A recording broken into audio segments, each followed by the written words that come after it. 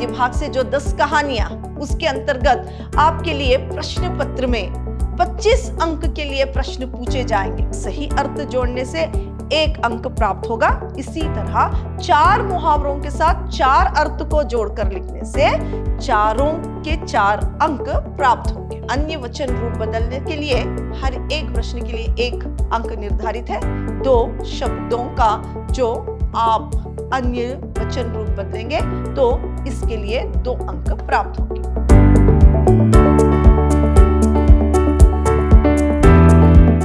प्रणाम, मैं Rihanna S, अति उत्तम विद्याश्रम की हिंदी प्रवक्ता। मेरे प्रथम पीयूसी के जितने भी विद्यार्थी हैं, आप सबका मेरी कक्षा में स्वागत है। आज मैं आपको जो इस साल जो आपके लिए साहित्य वैभव है, जो आपका उसके अंतर्गत हिंदी का जो पाठ्यक्रम जो है, उसी के बारे में आज मैं आपको जानकारी दूंगी।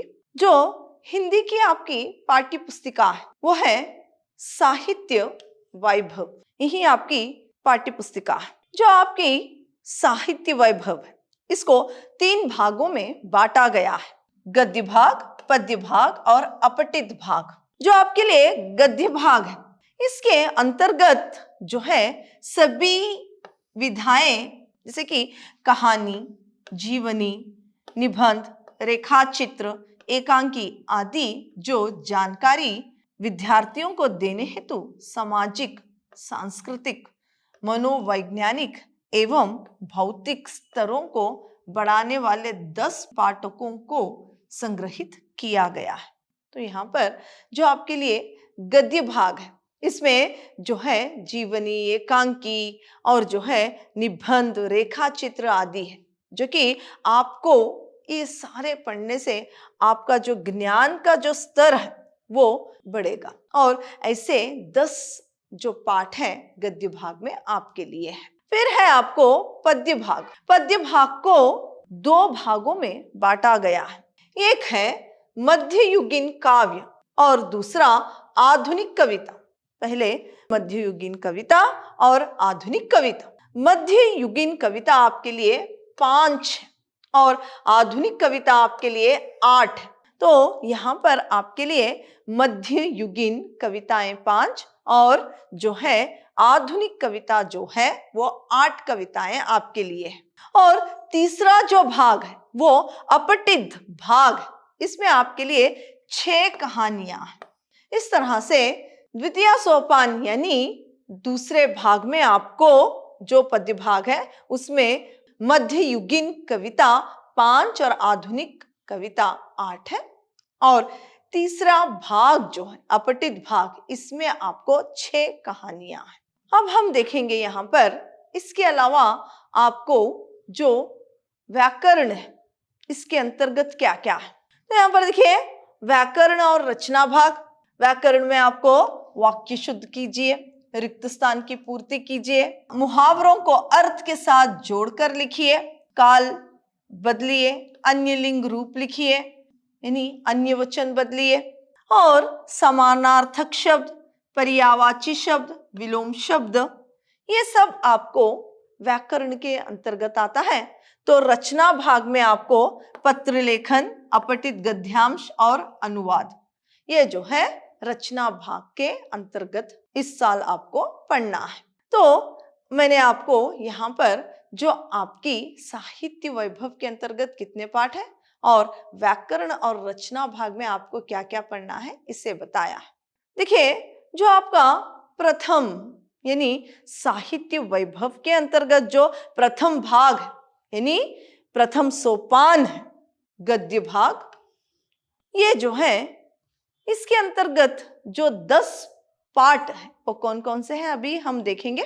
पहला जो पाठ है आपके लिए बड़े घर की बेटी, जिसको मुंशी प्रेमचंद जी ने लिखा है। बड़े घर की बेटी, यहाँ पर जो गुणों से बड़ा होता है वही बड़े घर यानी जो गुणों से बड़ा होता है वही बड़ा है, इसको बताने के लिए। जैसे कि प्रेमचंद जी की कहानियां जो भी पढ़े, ऐसे लगता है कि आज भी समाज में कहीं ना कहीं ये कहानी दोहराई जा रही है। यहाँ पर जो इस कहानी की नायिका आनंदी अपने देवर को उसके अभद्र व्यवहार को क्षमा करते हुए दोनों भाइयों को फिर से मिला देती है। एक छोटे से परिवार की किस प्रकार अभद्र व्यवहार देवर जो है भाभी के साथ करता है और भाभी जो है उसे बड़े गुणों से क्षमा करके दोनों भाइयों को किस तरह से मिला देती है, इसको हम देखेंगे बड़े घर की बेटी में। दूसरा पार्ट आपका युवाओं से, जो कि स्वामी विवेकानंद जी किस तरह से नव पीढ़ी पर अपना विश्वास रखते हैं। इस देश का उद्धार जो है, इस देश का प्रोग्रेस जो है नव पीढ़ी पर है। इसको यहाँ पर नव पीढ़ी के लिए ये क्या है, ये एक आदेश देते हैं। नव पीढ़ी जो है हमारे देश का उद्धार कर सकती है, ऐसी सारी बातें जो है युवाओं में हम देखेंगे। आगे है और एक पार्ट आपका जो है निंदा रस, जिसको हरिशंकर प्रसाई जी ने लिखा है। यहाँ पर जो निंदा रस है, निंदा यानी पीठ पीछे किसी की बुराई करना, वो किस प्रकार एक क्या है रसीला रस है, इसके बारे में यहाँ पर बताया गया है। जो कोई और निंदा यानी एक व्यक्ति के सामने करे, वो भी उसी रस में डूबता जाता है। तो ये निंदा रस जो है किस प्रकार रसीला है, किस प्रकार वो निंदा, उस बुराई में जो व्यक्ति सुनता है किसी और की बुराई, उसी बुराई में वो भी किस तरह से जुड़ जाता है, ये सारी बातें हम देखेंगे निंदा रस में। फिर है आपका चौथा पार्ट विंदा। विंदा जो आपके लिए चौथा पार्ट है, जिसको महादेव वर्मा जी ने लिखा है। यहाँ पर अपने बचपन की सहेली बिंदा को याद करते हुए और किस तरह से बिंदा सौतेली माँ के हाथों से पीड़ित थी, ये सारी बातें इस पार्ट में है, जो कि हम आगे जानेंगे। आगे और एक पार्ट है आपके लिए पांचवा पार्ट, बाबा साहेब डॉक्टर अंबेडकर। इस पाठ को शांति स्वरूप भौत जी ने लिखा है। यहाँ पर बाबा साहेब अंबेडकर की ये जीवनी है, किस तरह से उन्होंने शिक्षा के लिए संघर्षण किया और इन्होंने देश के लिए अपना योगदान कैसे दिया, किस तरह से अपनी जाति वालों के लिए न्याय दिलवाया, ये सारी बातें हम इस पार्ट में हम देखेंगे। आगे छठवां पार्ट, दिल का दौरा और एंजाइना। दिल का दौरा और एंजाइना, जो ये पार्ट जो है डॉक्टर यतीश अग्रवाल ने लिखा है। तो यहाँ पर आजकल जो बीमारियां, दिल से संबंधित बीमारियां, किस तरह के खाद्य पदार्थों से, किस तरह का रहन सहन, किस तरह से क्या है जो खाने की आदतें हैं, इससे ये बीमारी किस प्रकार बढ़ती जा रही है, ये सारी बातें इस पाठ से हमें पता चलेगी, जो कि आगे हम देखेंगे। तो आगे और एक पाठ है मेरी बद्रीनाथ यात्रा, जिसको विष्णु प्रभाकर जी ने लिखा है। यहाँ पर इस पाठ में यात्रा वृत्तांत हम देख सकते हैं। और एक पाठ है आपके लिए नालायक, जिसको विवेकी राय जी ने लिखा है। यहाँ पर जो 3rd डिवीजन से पास होने वालों की जो मनोव्यथा है, किस तरह से वो नौकरी के लिए मारे मारे फिरते हैं और 3rd डिवीजन वालों को क्या है नौकरी की समस्याएं किस तरह से आ सकती है, ये सारी बातें हम जानेंगे इस पाठ से। तो आगे है और एक पाठ आपके लिए जो है 9वां पाठ, राष्ट्र का स्वरूप, जो वासुदेव शरण अग्रवाल जी ने लिखा है। यहाँ पर राष्ट्र के स्वरूप के बारे में हमें इस पाठ से जानकारी मिलेगी। जो आपके लिए 10वां पाठ है रिहर्सल, इसमें वैद्य परमानंद और प्रोफेसर पांडुरंग मरीजों का एक अनोखे ढंग से इलाज करते हैं, जो है इस पाठ में हम देखेंगे। जो एक क्या है व्यंग रचना है, किस तरह से क्या है यहाँ पर प्रोफेसर पांडुरंग और जो है वैद्य परमानंद जी किस प्रकार से यहाँ पर क्या है मरीजों का इलाज करते हैं, ये सारा हम इस पाठ में देख सकते हैं। तो ये रहा आपके जो प्रथम भाग है, यानी गद्य भाग से जो 10 पाठ हैं वो इस प्रकार है। तो अब है आपके लिए मध्यकालीन कविता। इसमें जो आपके लिए 5 कविताएं हैं, एक है कबीरदास के 2 हैं, जो कि कबीरदास किस तरह से यहाँ पर गुरु के संबंध में जो दोहा लिखा है और उनका गुरु के प्रति किस तरह से भावना थी, और साथ ही साथ नीति परक दोहे हम यहाँ पर देख सकते हैं। और तो यहाँ पर जो दूसरी कविता है मध्ययुगीन कविता, तुलसीदास के 2 हैं, जो तुलसीदास जी ने रचा है। यहाँ पर किस प्रकार उनको राम पर आस्था थी, किस प्रकार की क्या है उदाहरण देते हुए अपने भक्ति को समर्पित करते हैं। ये सारी बातें हम यहाँ पर तुलसीदास के दोहों में हम देख सकते हैं। और तुलसीदास के दोहों में भी यानी नीति जो है, तुलसीदास के दोहों से हमें बहुत सारी नीति मिल सकती है। और मीराबाई के पद, तीसरी कविता है मीराबाई के पद, जो कि मीराबाई ने लिखा है। यहाँ पर श्री कृष्ण के प्रति जो इनका प्रेम था, जो क्या है भावनाएं हैं, जो भावनाएं थी, ये सारी हम इस मीराबाई के पद में देख सकते हैं। चौथा जो कविता है वो है शरण वचनामृत। शरण वचनामृत, जिसमें अल्लामा प्रभु बसवेश्वर और अक्का महादेवी जी कन्नड़ साहित्य से क्या है विद्यार्थियों को अवगत कराने के लिए ये जो है शरण वचनामृत रखा गया है। और जो पांचवी कविता है वो है रीतिकालीन काव्य, जो रसखान के सवैये हैं। किस तरह से रसखान जो कृष्ण की जन्मभूमि में जन्म लेना चाहते हैं, उनकी इच्छाएं जो है इस कविता में हमें देखने को मिलती है। तो ये रहे 5 जो है मध्यकालीन कविताएं। आगे देखेंगे हम आधुनिक कविता, जो कि कुटिया में राजभवन, जो मैथिली शरण गुप्त जी ने लिखा है। यहाँ पर सीता जी अपने जो वन में रही एक छोटी सी कुटिया को किस प्रकार अपने राजमहल जैसा सुख वहां पर पाती है, इसको यहाँ पर बताया गया है। तो इस कविता से हम जानेंगे।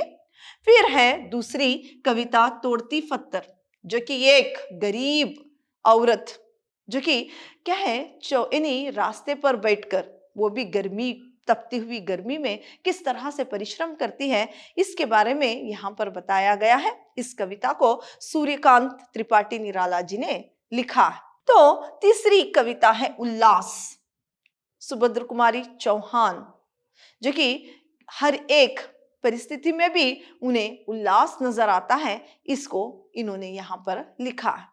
तो आगे है तुम गा दो मेरा गान अमर हो जाए, जो कि हरिवंश राय बच्चन जी ने लिखा है। तो इस कविता को हम देखेंगे। फिर है प्रतिभा का मूल बिंदु, जो प्रभाकर मचवे जी ने लिखा है। तो यहाँ पर जो प्रतिभा है, जो टैलेंट है, वो परिश्रम में छिपा है। तो क्या है इसको यहाँ पर इन्होंने बताया। तो आगे है तुम आओ मन के मुग्ध मीत, जो सरगु कृष्णमूर्ति जी ने लिखा है। आत्मा यानी जो मीत को, यानी प्राणों का जो मीत है, आत्मा, इन दोनों के रहस्य को यहाँ पर बताते हुए तुम आओ मन के मुग्ध मीत में सरगु कृष्णमूर्ति जी ने इस कविता को बहुत अच्छी तरह से लिखा है। आगे है मत घबराना, इसको रामनिवास जी ने यानी मानव जी ने इसको लिखा है। इस कविता में चाहे जैसे भी यानी जीवन में कठिनाई आए, संघर्ष करते हुए उस कठिनाइयों को हटाते हुए यानी क्या है अपने घुटनों को ना टेकते हुए आगे बढ़ने की सीख, कभी भी नहीं घबराना चाहिए, ऐसी सीख देते हुए इस कविता को इन्होंने लिखा है। तो आगे और एक आपके लिए कविता है अभिनंदनीय नारी, जिसको जयंती प्रसाद नौटियाल जी ने लिखा है। तो यहाँ पर जो है नारी क्या है ममता माई भी है, और क्या है वहीं अगर क्रोध आ जाए तो चंडी भी है। ये सारी बातों को, नारी की कोमलता को, सारों को यानी यहाँ पर दर्शाते हुए इस कविता को इन्होंने लिखा।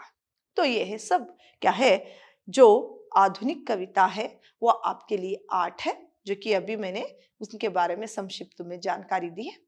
तो अपठित गद्यांश जो आपके लिए तीसरा सोपान है, अपठित गद्यांश यानी अपठित भाग में जो आपके लिए कहानियां जो 6 हैं वो इस प्रकार है। पहले तो मदुआ, ये कहानी जयशंकर प्रसाद जी ने लिखा है। एक शराबी के जीवन में एक छोटा सा बच्चा मदुआ आ जाने के बाद उसके जीवन किस तरह से बदल जाता है, उसका जीवन जो है किस तरह से बदल जाता है, जो बुराई पर अच्छाई की किस तरह से विजय होती है, इसको बहुत अच्छी तरह से इस कहानी के द्वारा इन्होंने बताया। जो दूसरी कहानी है वो आपके लिए शमशान है, जो कि मनु भंडारी जी ने लिखा है। यहाँ पर व्यक्ति खुद से ज्यादा किसी और से प्रेम ही नहीं कर सकता, इस कहानी के द्वारा इन्होंने बताया। तो तीसरी कहानी है आपके लिए खून का रिश्ता, जो भीष्म साहनी जी ने लिखा है, जो रिश्तों की अहमियत है इसको बताते हुए आज का जो चकाचौंध का जीवन है, जहां पर दिखावा है वहां पर सरल विवाह के बारे में बताते हुए इस कहानी को इन्होंने दर्शाया। तो आगे और एक कहानी है आपके लिए शीतलहर, जो जयप्रकाश करदम जी ने लिखा है। बिना कपड़ों के जो गरीब इंसान शीत के मारे किस तरह से अपने जीवन को चौराहे पर बिताते हैं, इनकी व्यथा को इस कहानी में इन्होंने दर्शाया है। तो आगे है और एक कहानी है आपके लिए सीलिया, जिसको सुशीला टागभोरे जी ने लिखा है। तो यहाँ पर जो सुशीला है वो एक क्या है, नीच जाति की लड़की होने के बावजूद भी अपने कठिन परिश्रम से और मन में जो इसने ठान ली थी, जो कि इन्हें कुछ ना कुछ इसके जीवन में ये करके दिखाएगी, उस परिश्रम के द्वारा किस तरह से अपने जीवन को इन्हें उज्जवल किया, इसी पर दर्शाई हुई एक छोटी सी कहानी है सीलिया, इस ईयर आपके लिए है। तो आगे और एक कहानी है आपके लिए दोपहर का भोजन, दोपहर का भोजन, जो कि अमरकांत जी ने लिखा है। इसमें गरीब लोग किस तरह से आपस में जो भोजन है वो मिल बांट कर खाते हैं, एक दूसरे का किस तरह से ख्याल रखते हैं, ये सारी बातें हम इस दोपहर के भोजन कहानी में देख सकते हैं। इस प्रकार आपके लिए गद्य भाग से 10 कहानियां और पद्य भाग में मध्ययुगीन कविताएं 5 और आधुनिक कविता 8 और जो है अपठित भाग जो कि तीसरा भाग है, इसमें आपको जो 6 कहानियां हैं इस प्रकार है। अब हम देखेंगे कि व्याकरण के अंतर्गत आप इस साल क्या क्या जानकारी हासिल करेंगे। तो यहाँ पर देखिए व्याकरण तथा रचना भाग में आपके लिए है वाक्य शुद्ध कीजिए, रिक्त स्थान की पूर्ति, मुहावरों को अर्थ के साथ जोड़कर लिखिए, काल परिवर्तन, लिंग और वचन, समानार्थक शब्द, विलोम शब्द। फिर है आपके लिए रचना भाग के अंतर्गत अपठित गद्यांश, पत्र लेखन और अनुवाद। ये सब आपके लिए व्याकरण और रचना भाग के अंतर्गत पाठ्यक्रम है।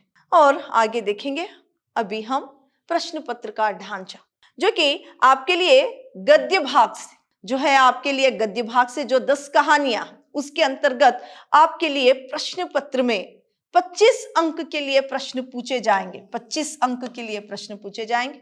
फिर है आपके लिए पद्य भाग से जो आपके लिए मध्ययुगीन और आधुनिक कविता है, ये सारी कविताओं से आपको प्रश्न पत्र में आपके लिए 20 अंक के लिए प्रश्न पूछे जाएंगे, 20 अंक के लिए।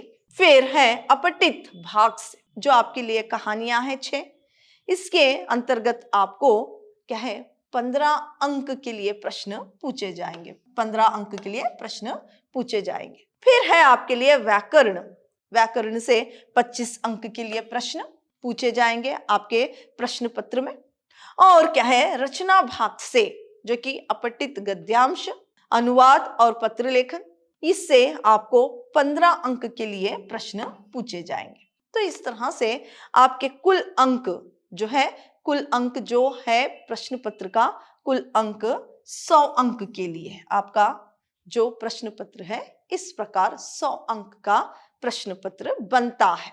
तो अब हम देखेंगे कि प्रश्न किस तरह से पूछे जाएंगे। तो आपके लिए देखिए प्रथम जो गद्य भाग है इसके अंतर्गत फर्स्ट मेन और सेकेंड मेन, इसमें आ और आ दीर्घ आ इस तरह से देते हुए आपको प्रश्न पूछे जाएंगे। तो देखिए पहला जो मेन है इसमें एक शब्द या वाक्यांश या वाक्य में उत्तर लिखने के लिए 6 प्रश्न पूछे जाएंगे। तो हर एक प्रश्न के लिए 1 अंक निर्धारित है, 6 प्रश्नों के लिए 6 अंक। फिर है आपके लिए दीर्घ आ उसी मेन में, यहाँ पर किन्हीं 3 प्रश्नों के उत्तर लिखने के लिए पूछे जाएंगे और 5 प्रश्न दिए जाएंगे और उनमें से केवल आपको 3 प्रश्नों के उत्तर लिखने हैं। हर एक प्रश्न के लिए 3 अंक निर्धारित है, 3 प्रश्नों के लिए 3-3 अंक, यानी 9 अंक के लिए प्रश्न यहाँ पर पूछे जाएंगे। 5 प्रश्नों में से केवल 3 प्रश्नों के उत्तर आपको लिखने हैं। फिर है सेकेंड मेन, निम्नलिखित वाक्य किसने किससे कहे। 4 प्रश्न देंगे, हर एक प्रश्न के लिए 1 अंक निर्धारित और 4 प्रश्नों के लिए 4 अंक निर्धारित है। फिर है आपके लिए संदर्भ स्पष्टीकरण कीजिए। यहाँ पर आपको 4 प्रश्न पूछे जाएंगे, केवल 2 ही प्रश्नों के उत्तर लिखना है। हर एक प्रश्न के लिए 3 अंक निर्धारित है, 2 प्रश्नों के लिए 6 अंक निर्धारित है। 4 प्रश्नों में से केवल 2 प्रश्नों के उत्तर लिखना है। अब जो है आपके लिए पद्य भाग से जो प्रश्न पूछेंगे वो इस प्रकार है। तो देखिए यहाँ पर थर्ड मेन में फिर से आपको 1 अंक के लिए प्रश्न पूछे जाएंगे। तो यहाँ पर आपको 6 प्रश्न पूछे जाएंगे, हर एक प्रश्न के लिए 1 अंक निर्धारित, 6 प्रश्नों के लिए 6 अंक निर्धारित है। फिर है आपके लिए उसी मेन में, थर्ड मेन में आ दीर्घ आ, इसमें किन्हीं 2 प्रश्नों के उत्तर लिखने के लिए पूछा जाएगा। 4 प्रश्न देंगे, उनमें से केवल 2 प्रश्नों के उत्तर लिखने के लिए पूछा जाएगा। हर एक प्रश्न के लिए 3 अंक निर्धारित, 2 प्रश्नों के उत्तर लिखने से 6 अंक प्राप्त होंगे। फिर है आपके लिए इसी थर्ड मेन में ई, यहां पर आपको संदर्भ भाव स्पष्टीकरण करने के लिए कहा जाएगा। यहां पर देखिए मध्यकालीन कविता के 2 पद्यांश आपको दिए जाएंगे और आधुनिक कविता से 2 पद्यांश।